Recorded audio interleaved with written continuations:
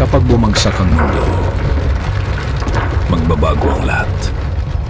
Ang dating buhay, trabaho at pangarap, lilipad na parang abo sa hangin.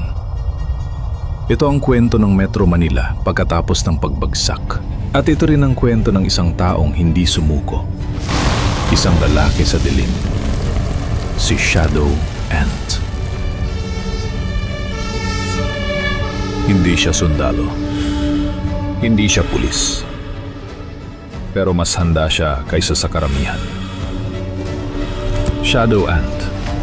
Isang simpleng tao, pero may disiplina ng isang warrior. At ang tibay ng isang survivor.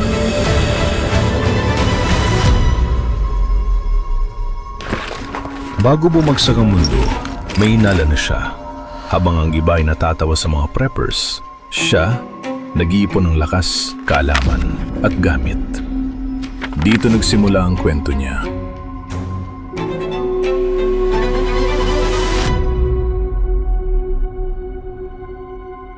Nang dumating ang Red Night, nagdilim ang mundo. Isang punang liwanag ang bumalot sa langit at sunod-sunod na namatay ang mga ilaw. Tumakbo ang mga tao. Umiingay ang mga sirena. Nabiyak ang katahimikan ng basag na salmin at siga sa kalsada. Habang bumabagsak ang mga post at lumalaganap ang kaguluhan, alam kong wala nang babalik sa dati. Kaya lumabas ako ng bahay, hindi para tumakas, kundi para mabuhay. Ito ang simula ng Shadow Ant. Sa gitna ng kaguluhan, may isang tinig na humihingi ng tulong. Hindi sigaw, kundi bulong. Isang boses na nagmula sa isang mandirigmang pilit lumalaban sa dilim. At doon unang nagtagpo si Shadow Ant at si Lady Ant.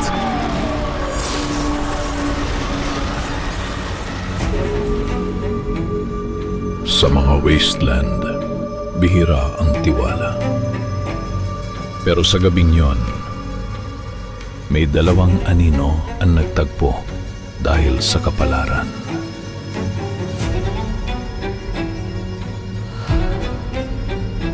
At doon nabuo ang Ant Duo.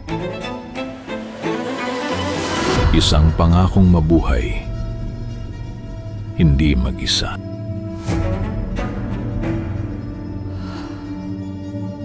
Matapos ang pagkilala, hindi pa tapos ang gabi.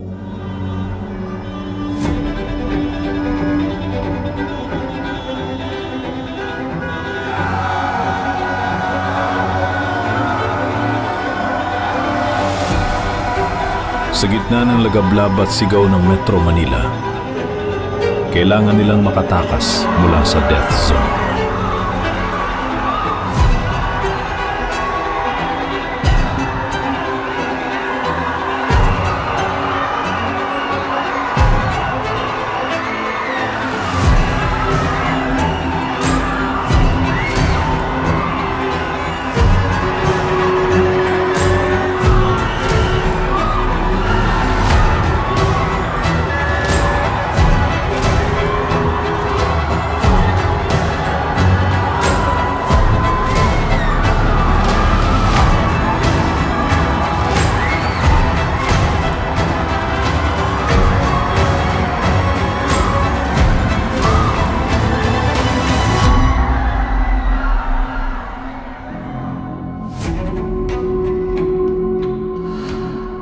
Pagkatapos ng pakikipaghabulan, pagtatago at paghinga sa gitna ng usok, kailangan nilang makahanap ng pahinga. Kahit pansamantala lang. At dito, sa isang lumang apartment building, unang nabuo ang tahimik nilang tiwala.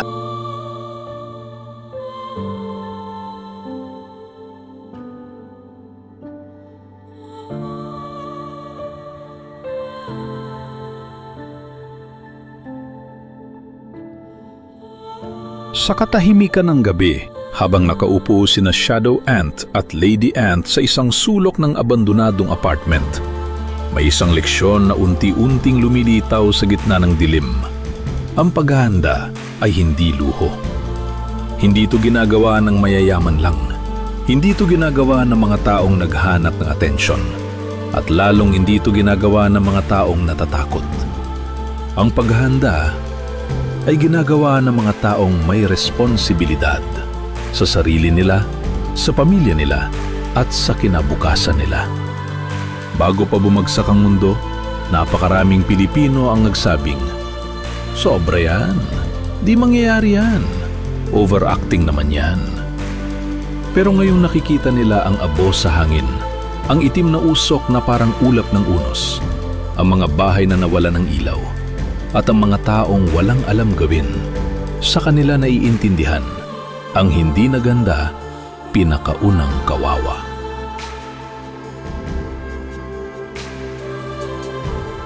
Walang pinipili ang SHTF.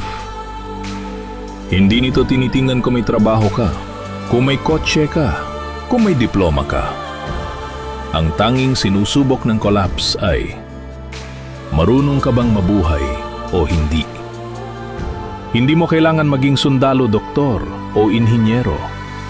Minsan sapat na ang tatlong bagay: pag-iisip, pag-obserba at pagdedesisyon. Ang mga taong hindi naghanda, takot na takot kapag nawala ng ilaw. Nagtatakbuhan kapag may ingay. Hindi alam kung paano maghanap ng safe water.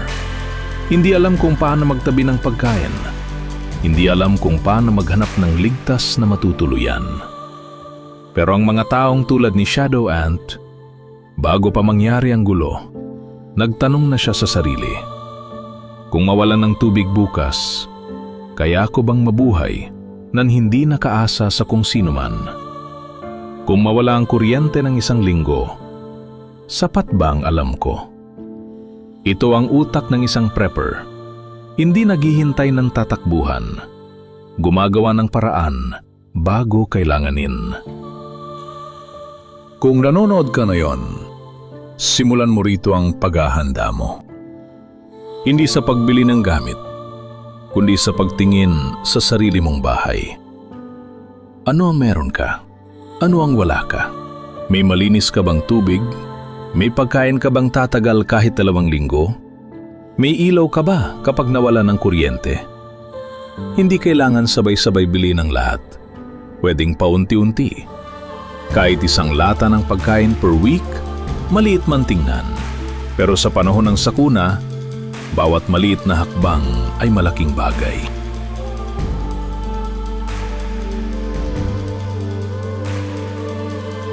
Habang nagpapahinga ang dalawa sa madilim na kwarto, si Shadow Ant, tahimik. Pero ang isip niya, hindi. Sa loob ng helmet na yon, may isang alaala na paulit-ulit. Ang araw na unang pumasok sa isip niya, ang konsepto ng isang ligtas na lugar. Noon pa man, habang ang lahat ay abala sa social media, inaalam ni Shadow Ant kung alin sa mga lumang gusali ang may basement, alin ang may maintenance rooms, alin ang may lumang access tunnels. Sa bawat pag-uwi niya, binabasa niya ang structural blueprint ng isang lumang apartment building na hindi pinapansin ng kahit sino. Bakit? Dahil alam niyang kapag dumating ang oras, ang pinakamahalagang bagay ay isang lugar na hindi madaling makita, hindi madaling pasukin, at hindi madaling gibain. Sa mga susunod, ipapakita namin ang buong kwento. Kung paano niya binuo ang lugar na yon, kung paano niya pinatibay, kung paano niya nilinis, at kung paano niya ginawa itong tahanan. Pero sa gabing yon, isang bagay lang ang sigurado. Nararamdaman niyang malapit na nila itong makita muli. Kung gusto mo maging handa tulad nila, simulan mo saan? Sa isang simpleng bagay, tamang mindset. Ang kahit sinong Pilipino, kahit anong estado ng buhay, pwedeng maging prepper. Hindi kailangan magmukhang action star. Hindi kailangan ng mamahaling gamit. Kailangan mo lang magsimula. Kung umabot ka dito sa video na to, malamang mas handa ka na kaysa sa iba. Dahil ang ibang tao, hindi iniisip ang ganitong mga bagay. hanggang huli na ang lahat.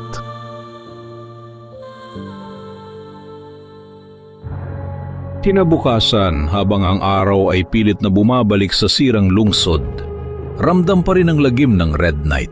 Ang hangin ay mabigat, puno ng abo, at ang bawat kanto ay para may kwento ng takot. Ngunit sa gitna ng pagkawasak, may isang bagay na hindi nawala, ang instinct ng isang taong nagplano bago pa dumating ang unos. Habang naglalakad sina Shadow Ant at Lady Ant, tahimik ang kanilang hakbang. Hindi ito takot, kundi paghahanap. Paghahanap ng lugar na alam niyang matagal nang inihanda. Hindi nila alam kung ano ang eksaktong itsura nito ngayon, pero alam niya, naroon ito. Habang naglalakad sila sa mga kalye, napapansin ni Shadow Ant ang mga bagay na hindi pansin ng ordinaryong tao. Mga bitak sa kalsada na may pattern, mga drainage cover na bahagyang nakaangat, lumang istrukturang hindi bumigay kahit bumagsak na ang katabing gusali. Para sa iba, random lang ang lahat. Pero para sa isang prepper, ito ang trail. Trail papunta sa lugar na pinag-isipan niya noon pa. Isang lugar na hindi kailanman ipinaalam sa kahit sino. Sa isang kanto, tumigil si Shadow Ant. Sa harap nila ay isang lumang apartment building. Basag ang mga bintana, natupok ang ilang palapag, ngunit ang pundasyon, solid. Para sa karamihan, mukhang delikado. Pero alam ni Shadow Ant ang totoo. Ito ang isa sa ilang gusaling may maintenance basement na nakahibalay sa main structure. Isang lugar na sinimulan niyang ayusin noon, sa mga panahong hindi pa siya tinatawag na Shadow Ant. At dito, nagsimula ang unang flashback. Ang panahon na hindi pa suot ni Shadow Ant ang kanyang iconic na helmet. Nakatalikod siya, walang makakakilala, habang bitbit ang ilang gamit, semento, PVC pipes, lumang tools, improvised filter materials. Hindi pa SHTF noon, pero may pangamba na, may kutob. At ang kutob na yon ang nagtulak sa kanya para humanap ng lugar na pwede niyang gawing basing lihim.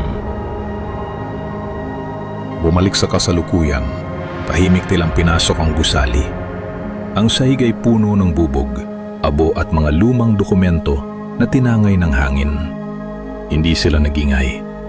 Hindi sila nagmadali. Ang totoong prepper, hindi kailanman lumalakad ng walang dahilan bawat takbang. Sa ilalim ng gusali, may koridor na halos hindi pansin. Walang ilaw, mababa ang kisame at puno ng mga sirang tubo. Pero para kay Shadow Ant, ito ang landas papunta sa pinakatatago niyang proyekto. Ang iba, iisipin dead end ito. Pero sa dulo ng dilim, naroon ang isang bahagi ng pader na hindi tugma. Ibang semento, ibang pagkakaayos. Dahil siya mismo ang gumawa nito noon. Sa isang iglap, tinanggal niya ang ilang debris at lumitaw ang isang lumang metal hatch. Marumi, kalawangin, mabigat, pero hindi basta ordinaryo. Dito nagsimula ang tunay niyang bunker. At ngayon, dito rin magsisimula ang survivorship nilang dalawa. Matagal lang hindi nabubuksan ang hatch na ito. At habang pinipiit ni Shadow Ant ang lumang lock, bumalik sa isip niyang lahat ng araw na ginugol niya para ayusin ang lugar na yon sa ilalim. Bawat simento, bawat filter, bawat tubo, siya ang nag-ayos. Siya ang nagplano, siya ang nagpagod. At ngayon, oras na para balikan ang tahanang ginawa niyang lihim. Sa ilalim, lumitaw ang isang bunker na kahit hindi perpekto, solid, simple at may tatlong mahalagang bagay. Proteksyon, ventilasyon, at espasyo para mabuhay. Hindi ito ginamit noon. Hindi ito kinakailangan. Pero para sa araw na itong dumating, na walang kuryente, walang tubig, walang batas.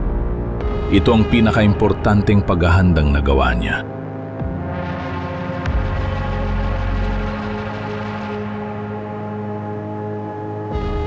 At doon nagtatapos ang unang yugto ng kanilang kwento. Hindi sa pagkatalo, hindi sa pagtakbo, kundi sa pagbalik sa lugar na matagal nang inihanda para sa mundong hindi handa. Ito ang Ant Haven, ang bunker na magiging tahanan nila sa buong kwento. At para sa manonood, dito magsisimula ang tunay na pagsasanay. Dahil sa mga susunod na pahina, ikaw mismo ang matututo kung paano gumawa ng bunker. Mula ventilation, waterproofing hanggang air filtration. Hindi lang kwento, kaalaman para mabuhay.